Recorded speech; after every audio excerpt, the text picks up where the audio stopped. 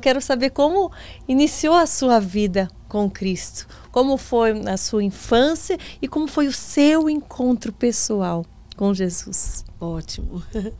É preciso ter raiz, né? A gente falar de início é falar de raiz. Sim. Né? É lá no nosso começo que as raízes vão sendo criadas, a qualidade da raiz. Eu sou a terceira geração de evangélico na minha família. A minha avó aceitou Jesus, a minha mãe tinha 7 anos de idade. Então, na casa da minha avó não tinha energia, não tinha água encanada. A minha avó plantava arroz no interior de Alagoas. E no meio daquela fazenda, onde ela plantava arroz, um dia chegou um missionário, um crente, não é? Pregando a palavra, cantando um hino da harpa. E é um hino conhecido pelos irmãos que gostam da harpa, não é?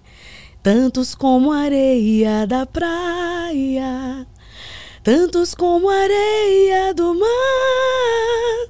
E a minha avó, quando ouviu essa canção, o coração dela bateu forte, queimou, né? Foi Jesus chamando. E quando Jesus chama, a chamada dele é irresistível. Sim. Você pode até tentar correr, mas é irresistível quando ele diz, agora eu quero você. E eu sempre falo que quando Deus quer alguém, essa pessoa sempre se sente fora da caixa em outras programações. Ela vai para o Réveillon com os amigos e ela diz, aqui não é meu lugar. Ela vai pular o carnaval, aí fala, o que está acontecendo que eu não me sinto parte de nada disso? Sim. É porque Jesus já te quer, você já é dele. E é só uma questão de tempo para que isso se torne irresistível. Então, naquele dia, Jesus chamou minha avó, através daquele missionário simples, não sabia pregar muito bem, não sabia cantar muito bem, mas alcançou a alma dela, né? O Espírito Santo que estava ali na vida dele. Sim. E minha avó aceitou Jesus com os 5 filhos. O meu avô não quis. Ele resistiu. Ele resistiu. Ele falou, né? Eu não vou entrar na lei de crente, que Sim. naquela época se falava muito, lei de crente, né? Mas a minha avó foi com os 5 filhos.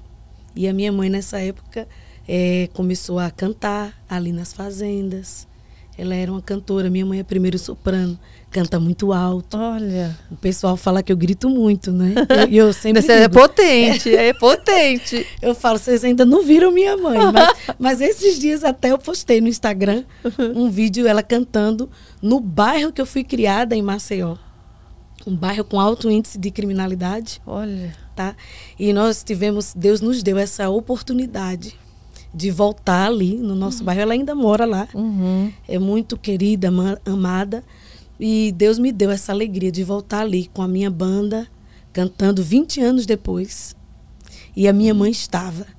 E na hora que ela subiu, acho que foi o ponto mais alto, assim, da nossa apresentação. Foi quando a minha mãe subiu no palco e o Senhor tomou ela ali em línguas estranhas. E foi uma alegria muito grande. Voltando lá na fazenda, né? Ela cantava, ela aprendeu a tocar cavaquinho, aprendeu a tocar sanfona e ela era cantora oficial dos eventos ali da fazenda. A sua mãe? Minha mãe. E a sua avó também? E a minha avó. A minha avó não é cantora assim, não. A minha avó, eu falo que a minha avó é mais ativista de Jesus. Sim. Ela é uma ativista de Jesus. Até hoje ela tem 90 anos. Olha só, e tá com essa força ainda. De vez em quando ela aparece também nos meus stories. Né? E dependendo de como a gente vai conversar, dá para falar muita coisa sobre ela. Sim. Porque ela tem essa personalidade forte, ela defende muito o reino de Deus, é uma intercessora do reino de Deus. E a minha mãe cantava nas fazendas, o sonho dela era ser cantora, de gravar disco, mas não tinha condições. E aí, quando ela casou com meu pai colocou energia na casa da minha avó. E hoje as pessoas dizem, mas como assim? E não precisava da companhia, de autorização. Nas fazendas era tudo assim, ajeitado mesmo, naquela época, no interiorzão. Então meu pai, ele tinha uma condição melhor do que a minha mãe. E foi ele que, quando casou, colocou energia, água encanada. Olha e aí, quando minha mãe teve filhos, o primeiro neném dela morreu com menos de 24 horas. O segundo morreu com menos de 21 dias. Pode falar. Nossa, não, a gente vai chegar nesse...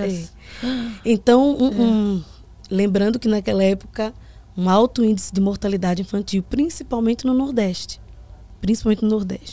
Então, ela fez um voto com Deus. Se o Senhor me der filhos que vivam fora do meu útero e não morram, eu vou criar todos na tua presença. E aí ela ficou grávida do Samuel, que é o nosso irmão mais velho, viveu. Depois veio a Soleane, que é a segunda, é a profeta da nossa família, mulher de Deus, que o Senhor revela o profundo e o oculto. Aí veio eu, sou a terceira, né? E depois veio mais 3. Olha! Eu falo, mãe, por que a senhora teve tanto filho? Ela disse, minha filha, eu achava tão bonitinho. Então ela teve 6, né? Todos nós servimos ao Senhor. Ela criou todos na igreja. Nossa, que alegria, hein? Começava a arrumar as crianças 4 horas da tarde para ir para o culto no domingo. Antes de sair, dizia, bebam água, vão ao banheiro, porque eu não quero nenhum se levantando na hora do culto. Então, essa foi a minha escola, né? Esse foi o meu primeiro contato com a palavra. Eu já nasci nesse contexto. Para você já era tudo muito natural. Muito natural. Né? Às vezes eu falo, eu aceitei Jesus na barriga da minha mãe. Né? Então, a gente já nasceu assim, servindo a Deus na igreja. Quando eu tinha uns 3 anos, mais ou menos, de idade, houve uma enchente em São Luís do Quitunde, que era onde nós morávamos. Tá? Houve uma enchente.